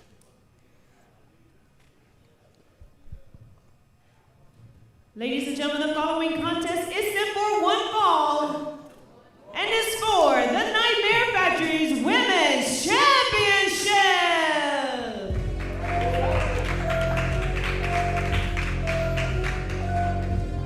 Time for the first of our 2 title matches here as Nightmare Factory Championships are on the line here on Sunday Night Slam. Here comes the other half of the, what do they call it? The psychotic? The psychotics. Yeah. I got to emphasize the hot. That's what they told me. Indeed. Psychotics. And of course, we saw her tag team partner in action a little earlier. This is Leah Knight, and she's got a huge opportunity here tonight in this championship matchup. You mentioned her tag team partner who we saw earlier tonight, Amanda Kiss, who got a win over the inaugural Nightmare Factory Women's Champion. Can the other half of that tag team, the Psychotics, finish the deal with Leah Knight becoming the Nightmare Factory Women's Champion? We're about to find out. There it is. You hear that guttural scream. That only means one thing. The feral Hyena Hera has arrived. Hyena Hera has worked so hard to become the Nightmare Factory Women's Champion. We were there when the inaugural title match happened between her and Angelica, and we saw the frustration that Hyena Hera had by not having that championship. It's taken her a minute, but here she is now. Wow, it's bone-chilling. She's the champ and she's got the screen to prove it, but will she get past tonight and leave with her championship? Or will it head back to North Carolina with the psychotic challenger? Let's go up for our ring announcement. Introducing the challenger from Greensboro, North Carolina, the ultra-violet Leah Knight. And her opponent from Fairfax, Virginia, she is the Nightmare Factory's Women's Champion, Hyena Hera. Great reception here for the champ. Big fight feel. Shout out, of course, to the award-winning Diana Michelle, as it's all about the championship. Held in the ring by Luis Santiago, the Nightmare Factory Women's Championship on the line to be decided right now. History will be made here as part of Sunday Night Slam. There it is, GB, that beautiful Women's Championship. It is beautiful. As you mentioned on the line here, our first of 2 big title matches, and all night long it's been several matches here tonight between Firestar Pro and the Nightmare Factory, this being one of them as well, and this one with so many more high stakes here with the title on the line. Indeed, high stakes, and you got to think about what it would mean. You know, we're in an interesting era here in the world of pro wrestling where we're seeing companies, multiple brands working with each other, championships moving from brand to brand. What do you think it would mean tonight if the Nightmare Factory Women's Championship left the Nightmare Factory for the first time and headed over to Firestar Pro? Nice side headlock takeover there from Hyena Hera, but that would be huge, GB. I mean, that would be groundbreaking for the title here, the Nightmare Factory, to be taken to another promotion, another school. And certainly it would be. I mean, if you think about what we saw with Amanda Kiss earlier, Amanda Kiss is currently the Firestar Pro Jewels of Wrestling champion, and she won her match. That means the Psychotics could literally have 2 women's championships amongst their tag team. That would be incredible here tonight, but of course, I'll be honest here, we're Nightmare Factory homers, and I don't want to see that happen. Well, so I understand we got to that. remain unbiased, though. Well, we do remain unbiased. I think the challenge is it's going to be up to Hyena Hera to see if she can weather the challenge here of Leah Knight, who has been really all over the wrestling world as of late, picking up huge wins, battling in promotion here, there, and everywhere, and now she has the opportunity to really shine when the lights are on brightest here at the Nightmare Factory all across the world. Of course, you heard earlier as big chop there from Leah Knight. But you heard earlier as I talked to Hyena Hera, she's been defending that Nightmare Factory Women's Championship all over the place, successfully, of course, as she comes in tonight as the champion. But there's no time off here for Hyena Hera. Well, it's funny that you mentioned that. Again, she mentioned that she talked to you, Hyena did, that she's been wrestling for the last 3 straight nights defending that championship. Do you think that grind could produce a real chink in the armor for Hyena, or will she turn around and actually be at her best tonight? That's a great question. Let's hope that it's the latter. For sure. But we will see. Time will tell here. Indeed, time will tell, and we're seeing certainly a great match here. These two women, Luthes press there from Hyena Hera. The ground and pound commences on Leah Knight. And Hyena Hera's got to be careful. You don't want to be disqualified, even though championship advantage tonight does fall in favor of the champion Hyena Hera. Leah Knight makes her way back up in the corner, and the chops continue there from the feral Hyena Hera. Indeed, Hera going to shoot her across. It gets countered there by Knight. Nobody home for Knight. Up and over goes Hera. Hera rolls through. Shotgun drop kick in the corner on Leah Knight. Nicely done there by the champion, Hyena Hera, who, as we were mentioning, when it comes to championship advantage, again, if she were to get disqualified or counted out, she would not lose the championship. That means that the onus of winning this match falls on the challenger, Leah Knight. Knight charges in. Hera going to send her up and over to the ring apron. Ooh, wow. Pump kick to the side of the head. Did her head bounce off the ring post? It almost sounded like it did, Oh, and if that's gosh. indeed the case, that's going to create some real problems for the current Nightmare Factory Women's Champion. Yeah, Hera's going to be in trouble here. Now she goes face first into the top turnbuckle, courtesy of Leah Knight. And Leah Knight sees her opening, and she is pouncing. That's what she's got to do, because you don't get very many opportunities to win championships in this business, let alone a championship from another brand. We saw Leah's tag team partner doing that exact same thing to Angelica Risk earlier, just draping that throat across the middle rope and trying to choke her out. Speaking of that match involving Amanda Kiss and Angelica Risk, do you think that gave any sort of momentum to Kiss's partner, Leah Knight, tonight? Oh, absolutely. I'm sure she was fired up. A win for Firestar Pro, and then if she could come in here and take the championship back there as well, that would be huge. It would be absolutely huge. It would be monumental. Ooh. And I'm sure LeBron Cozone, quick roll up, hang on. 2 count. Whose graduates have collected championships, would love to see another championship walk through the doors of Firestar Pro. Oh, look at this. Leah Knight raking the eyes there of Hyena Hera. Slides off the back. Step up into Gary there. Hera down. Hera might be out here. Leah Knight is doing what she said she would do, and now Leah Knight looks like she could be motioning that she could be just a few seconds away from becoming the next Nightmare Factory Women's Champion. Oh, look at this arrogant pin here. Not even a one, maybe a 1 count. Yeah, quick 1 count. That says to me that she wasn't looking to win the match right now. Because, but that could be a mistake.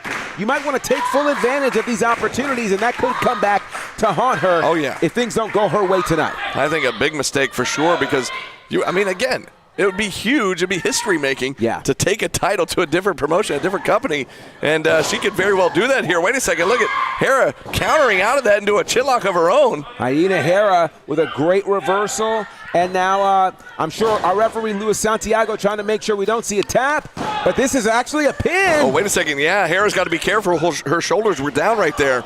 Ooh, running knee strike right to the chin from Knight to Hera. Hera down. Pin attempt here to crown a new champion, but no, just a 2 count. That showed the power of Leah Knight, who didn't have a huge running start on that, but pulled a lot of that power, again, from her strong legs and really used all of that power to plant that knee into the face of our current champion, Hyena Hera. Oh, boy. Knight talking to the crowd, talking to the ref, talking to anybody who's going to listen. Yeah, one thing Knight's going to do is she's going to talk and talk her stuff. Oh, wow. Wait a second. Trying to get Hera up there. But Hera trying to scramble out of this hold, whatever she's got in mind here, maybe looking for an edge of sorts, but no, she gets countered into a pin. Whoa! And just a 2 count again. Nice drop kick there from Hyena Hera. And Hera's got to be feeling the heat right now that her championship is in jeopardy. This crowd here at the Nightmare Factory trying to rally behind the Nightmare Factory Women's Champion, the Pharaoh Hyena Hera, trying to will her back up to her feet here as Lou Santiago implementing this 10 count. Both ladies down. Indeed, it's going to be about who gets to their feet first and who can get the advantage here. But they're not even waiting till they get to their feet. They're fighting on their knees at this point. Ooh. And both ladies just slugging it out here. These chops right to the chest. My goodness. Big right hand there from Hera. And now Hyena Hera. Hera ducks a clothesline.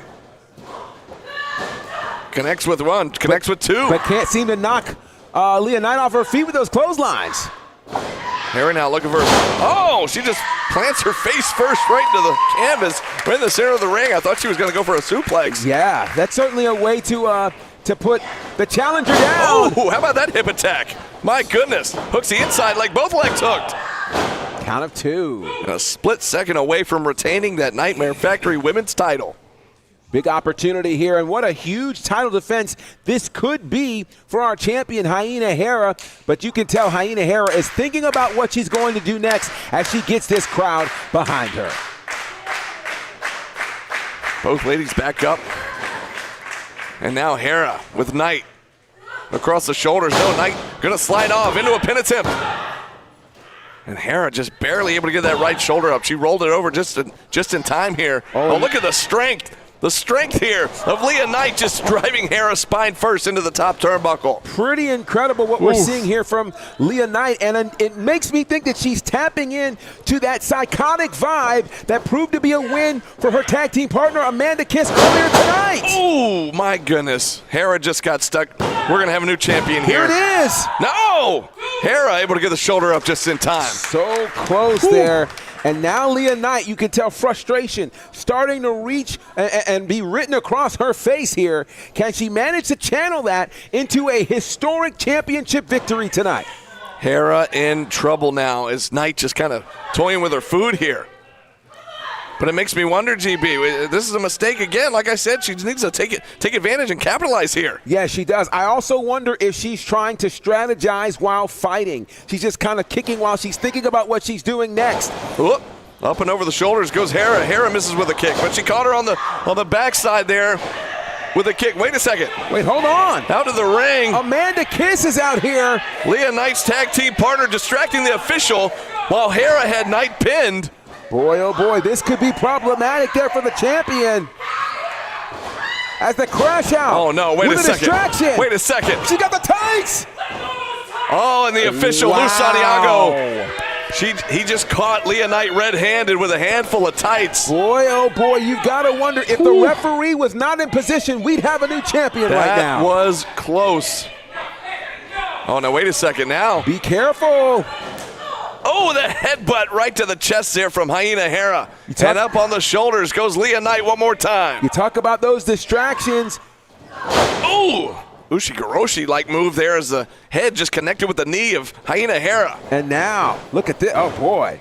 Hera's got her challenger up.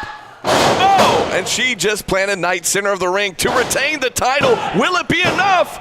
She got her. And Hera does it. Here's your winner, and still Nightmare Factory's Women's Champion. What a match. Hyena Hera. Massive win there for the champion, who can now say four matches, 4 wins, another successful title defense for the Pharaoh. Hyena Hera showing that indeed now is her time. Bring on all comers. She's ready, but man, what a matchup there. I want to see them run that back. Absolutely, and I believe that evens things up, doesn't it, between the Nightmare Factory and Firestar Pro? It does even it up. That's right, 2 wins apiece for each of those schools, and all of these competitors have had an amazing showing of themselves, and you've got to wonder, I want to see not just this match run back, but I want to see this Psychotics tag team. What in the world can they pull off around the Nightmare Factory or anywhere else? Wait a second. Hyena Hera not done either. She's going to go right after the Psychotics. But man, I tell you what, from one championship match to another, we go into our main event. Well, earlier tonight, I had a chance to talk to the champion. Here's Mike, the main man, Cunningham.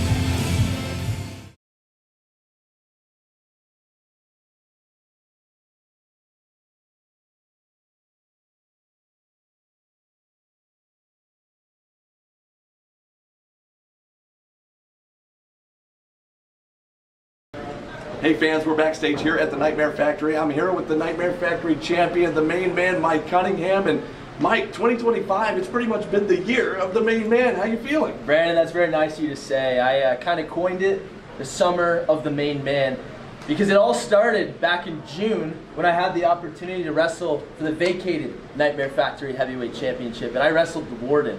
And at the time, not a lot of people knew who I was, Brandon.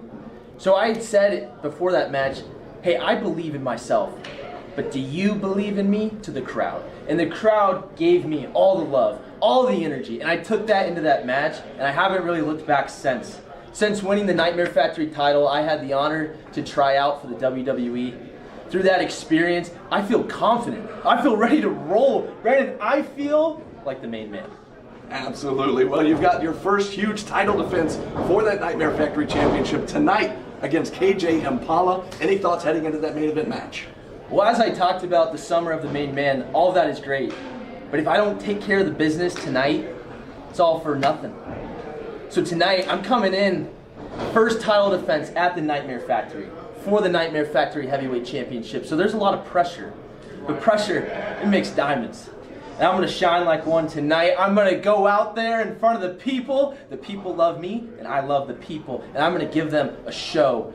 But KJ Impala, you call yourself the blue chipper, and you really are one, man. You look the part. You are the part. You are a top prospect. But I'm also a top prospect. So tonight we're going to figure out who the top prospect is. And honestly, the thing that keeps coming to my mind, Brandon, is I played basketball. KJ played basketball. If we were on the same team, there's 3 seconds left, we're down a couple. I got the ball, he's in the corner, he puts his hands out like, Mike, pass me the ball. But deep down, KJ, you don't want that ball because you don't want the pressure that comes with holding the Nightmare Factory Championship. So not only am I gonna take that shot, I'm gonna make that shot. And I'm gonna show you why you are you, and I am the main man.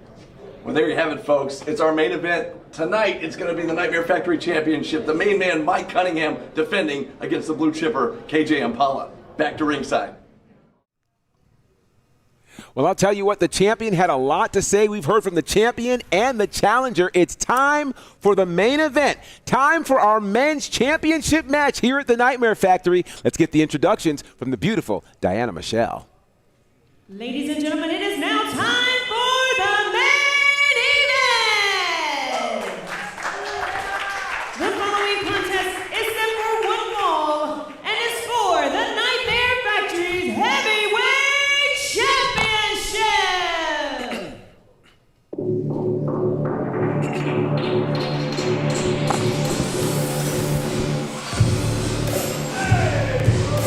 Well, here comes the blue chipper. And GB, you talked to him earlier, man. He's fired up for this one. He really is. I mean, the energy, you know, we had a chance to talk, obviously, to both of these competitors. Spending time with KJ Impala, it's very, very clear. You know, we remember when he was primarily a tag team wrestler, and he chose to break away from that to pursue success in his singles career. He's been all around the country, and he hopes that tonight is the night that the blue chipper becomes the next champion here at the Nightmare Factory.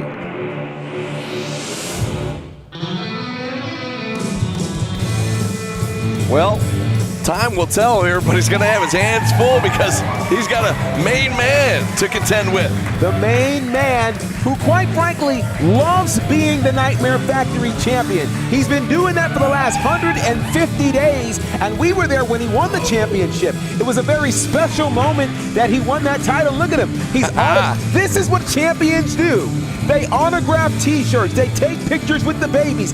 This is what they do. He loves being a champion. He does not want to lose that tonight because there's certain things that come with being a champion, as you well know. Absolutely.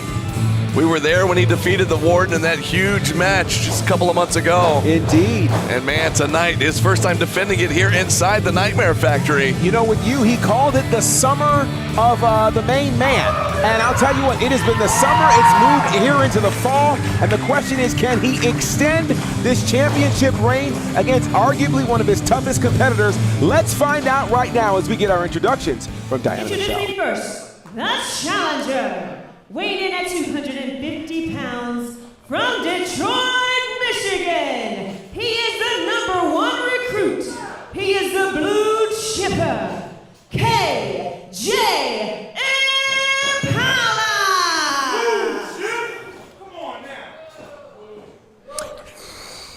And his opponent, weighing in at 225 pounds, from Dallas, Texas. He is the Nightmare Factory Heavyweight Champion, the main man, Mike Cunningham. Big fight feel for the Nightmare Factory Men's Championship.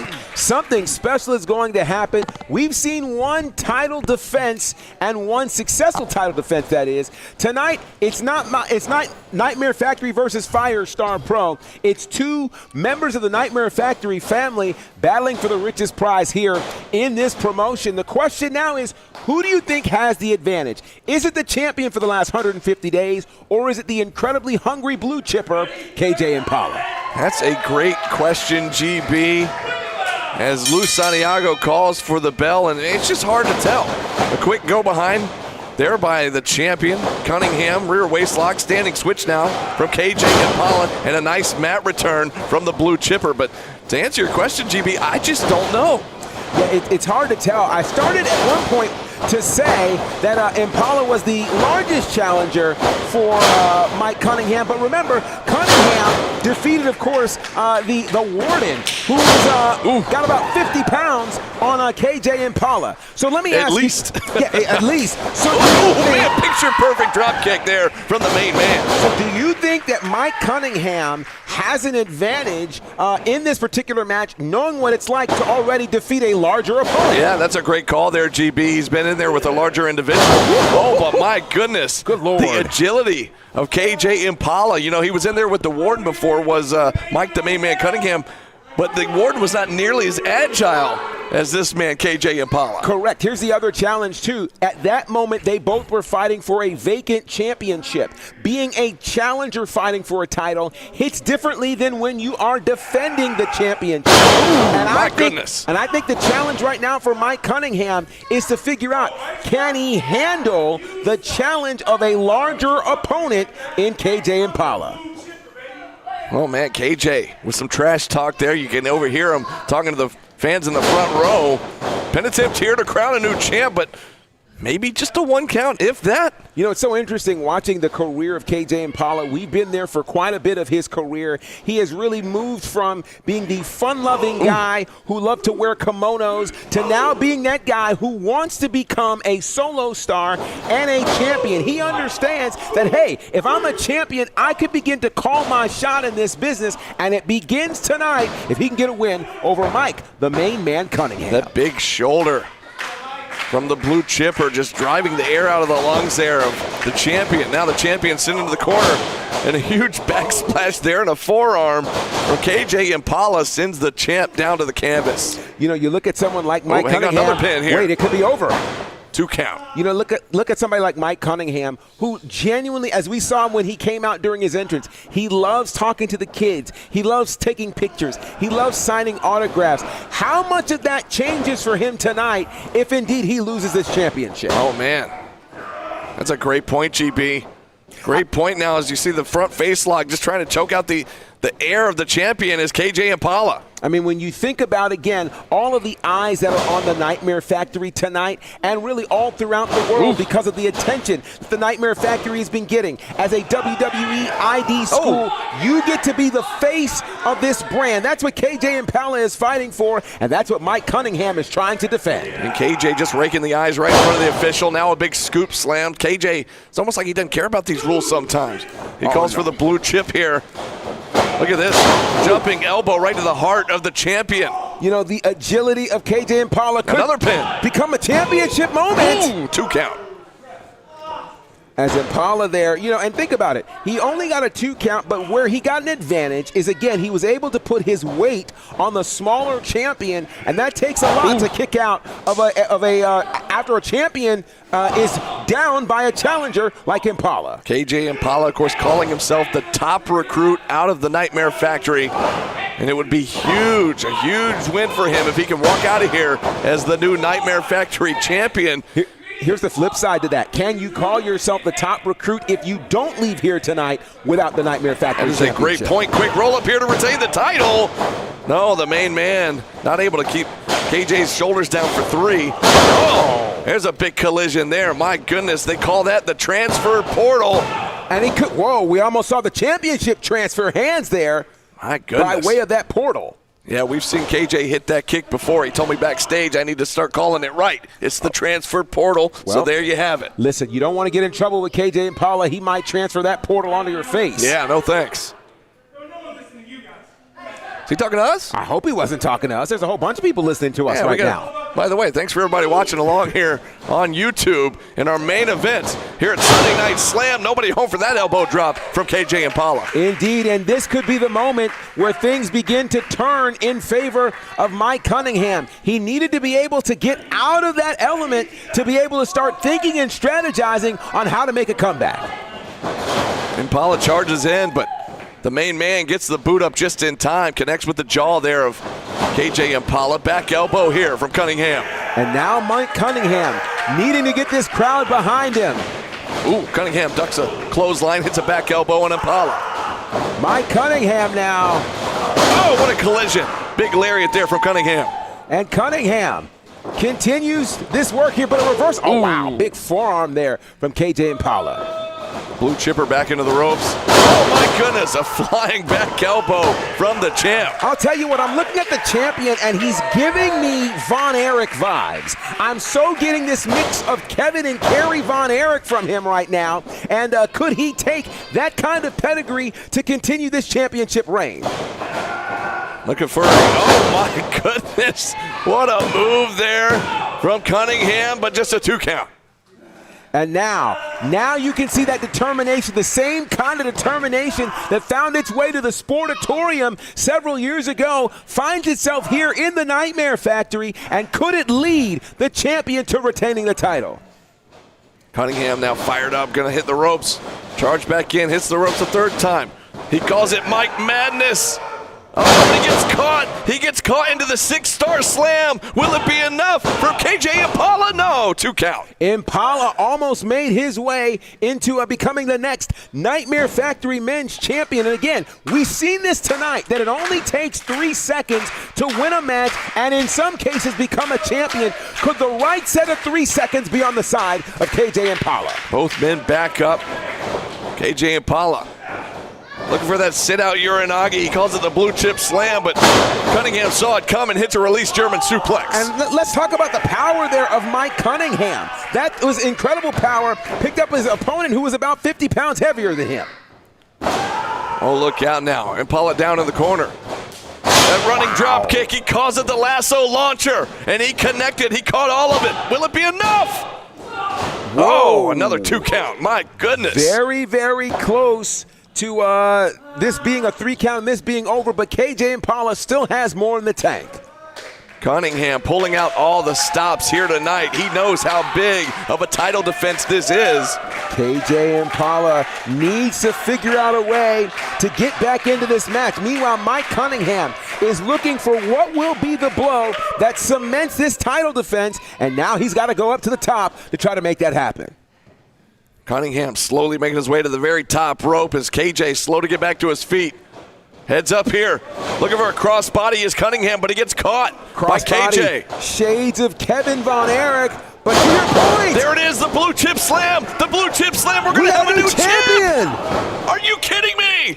Mike Cunningham somehow kicks out at 2. Half a second away from a brand new champion here at the Nightmare Factory. Again, all the hopes and dreams, the nearly 6-month reign, the 5-month reign that is, of our champion almost blew up in smoke. I'm in disbelief right now. You know how many people the KJ Impala has put away with that move, and Cunningham just kicked out. That says a lot, and now Impala's got to go back to the drawing board. Where, when, and how will you find a way to become champion? Now is where you prove if indeed you are the #1 recruit. Nice thrust kick there from Cunningham. KJ, wait a second. Are you kidding me? Are you kidding me? They call that the MO, the main objective. Will it be enough? He got him. And Cunningham retains. And still, Nightmare Factory Heavyweight Champion. Oh my goodness. The main man, Mike Cunningham.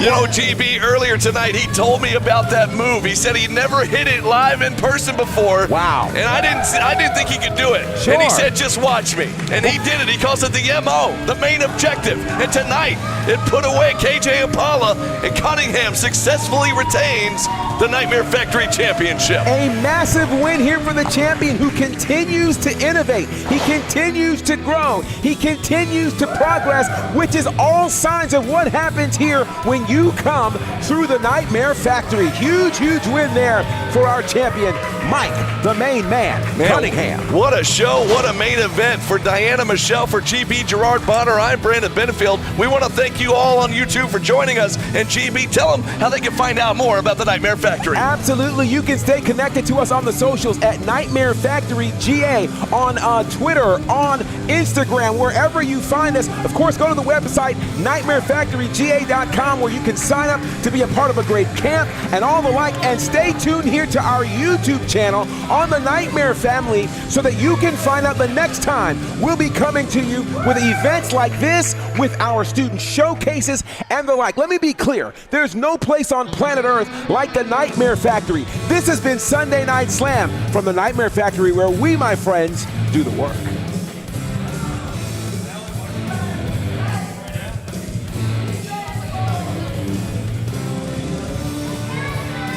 Thank you guys for coming out. Y'all be safe driving home. Thank you.